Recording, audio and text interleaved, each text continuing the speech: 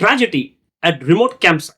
Tragic death of three sisters at Washington campsite. Father accused of suffocating his children. A heartbreaking incident in Washington state where three young sisters were found deceased after going missing during a scheduled visit with their father, Travis Decker.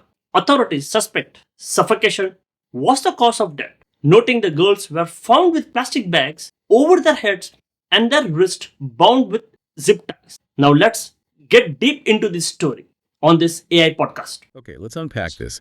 This deep dive takes us into an incredibly somber topic, one centered around the tragic discovery of three young sisters, Paityn, Evelyn, and Olivia Decker. Yes, found dead in a remote campground in Washington state. It's just devastating. Absolutely. And our focus today, just to be clear for you listening, is entirely on the material you shared with us about this case. Right. We're looking only at the events, the background of the people involved as described in those sources, news reports, court documents, and, well, the search for their father, Travis Decker. The sources name him as a fugitive. Exactly. So we're going to dig into what these articles and documents you've provided actually lay out. Our mission here isn't to add anything new, but to extract the key details. Synthesize what they tell us, yeah. Help you understand the picture painted by these sources, from the timeline to the evidence, the reported histories, all of it. Okay, so the sources established that this whole tragic sequence began with a scheduled visit. The girls were supposed to be with their father, Travis Decker, for just 3 hours on a Friday. So, not overnight, not impromptu. A specific limited time frame. Exactly. And when that time passed and he didn't bring them back, their mother, Whitney Decker, she reported them missing later that same evening. And the reports say his phone went straight to voicemail. That's right, straight to voicemail, which, triggered that initial alarm. Now, something interesting noted in the material is that an Amber Alert was initially denied. Right, because apparently the situation didn't immediately tick all the boxes, the standard criteria. But then, the next day, things changed. After more information came to light, authorities did issue an Endangered Missing Persons Alert, an MPA. And that shift, well, it tells you something, doesn't it, about how law enforcement's view of the situation was evolving based on the new details they were getting. Okay, so the alert goes out Saturday.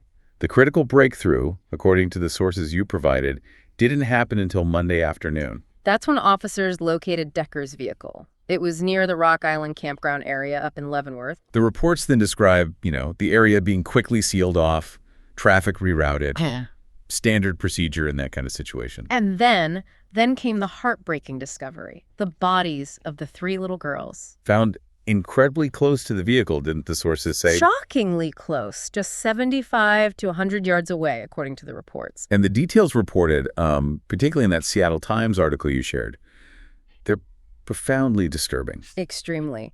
It states that all three girls were found with plastic bags over their heads. Oh. And their wrists secured with zip ties. Those specific graphic details are, well, obviously central to the investigation described in the sources. Right. Okay, so moving from that horrific discovery, let's look at what the sources say was found inside Decker's truck and around the immediate scene. Well, the vehicle itself contained personal items, blankets, food, his wallet, the girls' car seats. Things you might expect for, travel or an outing. Pretty normal stuff, mostly. Mostly. But amidst those everyday items, investigators noted some key evidence. The material specifically mentions 2 bloody handprints. Found where? On the tailgate of the truck. That detail obviously stands out significantly in the reports from the scene. Definitely. And nearby. Did they find anything else? Yeah, the scene suggested recent activity. The sources mention a recently used tent and a cooler. It indicated someone had been camping right there very recently. Okay, so you have the vehicle, the nearby campsite. But what was crucial, based on the findings right then, was that Travis Decker himself wasn't there. He was gone. Gone. And the immediate focus, as the sources describe it, shifted entirely to finding him. And the legal wheels started turning quickly. Very quickly. According to the court documents included in your sources, he's been formally charged in absentia. Meaning charged while not present. Exactly. Charged with 3 counts of first-degree murder and 3 counts of first-degree kidnapping. Heavy charges. And authorities have put out warnings. Yes. Publicly warned he's considered potentially dangerous. They've advised the public very clearly do not approach him. And they gave reasons for that warning in the reports. They did. Specific reasons mentioned are his extensive combat training Okay. and his reported lack of a permanent residence, which suggests, unpredictability. The sources also give his physical description for identification. Mm-hmm. 5'8", 190 pounds, black hair often in a ponytail, the reports note, and brown eyes. Basic identifying details. So connecting the scene, the charges, the fugitive status, back to the background information. The sources paint a really complex picture here. They do. The material describes Travis Decker as a military veteran, and crucially, someone who has struggled with mental health since leaving the service. This seems like a really critical point, highlighted by his ex-wife Whitney in that Key Arrow 7 report you shared. Yes, she stated he'd been diagnosed with borderline personality disorder, and, importantly, she expressed her belief that he appeared not to be taking his prescribed medication. And that potentially links directly to other details in the sources, doesn't it? It seems to, because the court documents reveal that as part of their parenting plan, the court had required him to get mental health treatment and anger management counseling. A specific requirement. A specific court-ordered requirement. But, the sources report, he allegedly refused to sign the agreement or follow through with it. Wow. And this reported refusal, combined with the mental health struggles and the concerns about medication, well, it seems to align with how Whitney described him in those earlier court documents. She said he was becoming increasingly unstable. The details about his living situation in the sources seem to reinforce that sense of instability, too. Right. The reports note he allegedly lives, intermittently, sometimes hotels, sometimes campgrounds, sometimes even his vehicle, not stable housing. And his ex-wife also shared a specific observation, didn't she? About his behavior on the actual day he picked the girls up for that last visit. She did. She noted he was quieter than usual. Yeah, and he apparently spoke about possibly having to give up his dog because of his housing problems. A small detail, maybe, but one she remembered as unusual, worrying in hindsight, according to the report. Now, it feels crucial, based on the sources, to understand the mother's perspective on why the visits were even still happening, given these concerns. That's important context, yes. Whitney Decker stated, according to the reports, that Travis did love his daughters, and that he'd maintained what she described as a previously good relationship with them. So it wasn't all bad, historically. Apparently not from her perspective then. Yet, the court documents you shared make it absolutely clear there were documented concerns filed before this tragedy. During their divorce proceedings. Exactly. Whitney explicitly voiced worries about the girls' safety and well-being while they were in his care. And as you mentioned, she described him in those filings as increasingly unstable. Yes, and she didn't just say that generally. She backed it up with specific examples of what she felt were unsafe housing situations, described right there in the sources. Like what kind of examples? Well, reports mention him sometimes housing the girls overnight at, a National Guard armory, or even in his vehicle, often without what she felt were proper accommodations, like beds or bathrooms readily available. Not ideal, certainly. Far from it. And these weren't just general anxieties about instability. They were tied to specific reported circumstances. And there were also specific incidents mentioned in the sources involving the girls themselves that sound incredibly distressing. Yes, really troubling accounts. One details their daughter Olivia apparently calling home crying because she couldn't find her father during one visit. Yeah. Just lost track of him. Oh my goodness. Another report mentioned their daughter Evelyn returning home from a visit with welts between her legs. Welts. That sounds alarming. Was there follow-up mentioned? The sources note the mother documented these concerns, but the specifics of any investigation aren't detailed beyond her report. But Whitney's stated motivation, according to the reports, wasn't necessarily to stop all contact. Right, she wasn't trying to completely cut him off. It seems not. According to the sources, she was alarmed by the unsafe and, frankly, erratic situations she felt he was putting them in.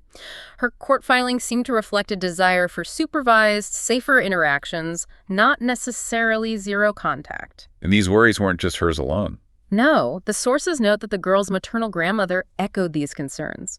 She apparently stated the girls often came back from visits visibly upset or even in tears. So, multiple family members voicing concerns. Yes. The picture painted across these different accounts in the sources is one of definitely escalating concern over time. Okay, shifting focus slightly. Looking at the broader impact this has had, The community response described in the sources sounds immense. Deep grief and a lot of support, yes. There's mention of a GoFundMe campaign that raised a significant amount very quickly, over $251,000 by Tuesday night, the report said. That's a huge outpouring. It really is, and the description on that fundraiser, as reported, calls the sisters a true light in this world. It says, quote, "It is a darker place without them." Heartbreaking. It also includes a poignant message urging supporters to, quote, "Take some time today to tell someone you love them," just reflecting the raw emotion and the shock this sent through the community. And beyond the immediate grief and support, the sources note this case has sparked wider conversations, hasn't it? As reported by the media. Inevitably, yes. Discussions around mental health support, particularly for veterans, maybe. Questions about the effectiveness of family court oversight in situations like this. And of course, child safety protocols, all being revisited. And the current status, just to reiterate from the sources. As of the reporting in your sources, Travis Decker remains at large. The warrant for his arrest is active, and the search continues. So the community mourns Paityn, Evelyn, and Olivia. And this painful question just hangs in the air for so many, as noted in the reports. What more, if anything, could possibly have been done to prevent this? It's the question everyone asks in these situations, isn't it? Yeah. So this deep dive, based strictly, and we want to emphasize strictly, on the sources you provided, has laid out this tragic sequence.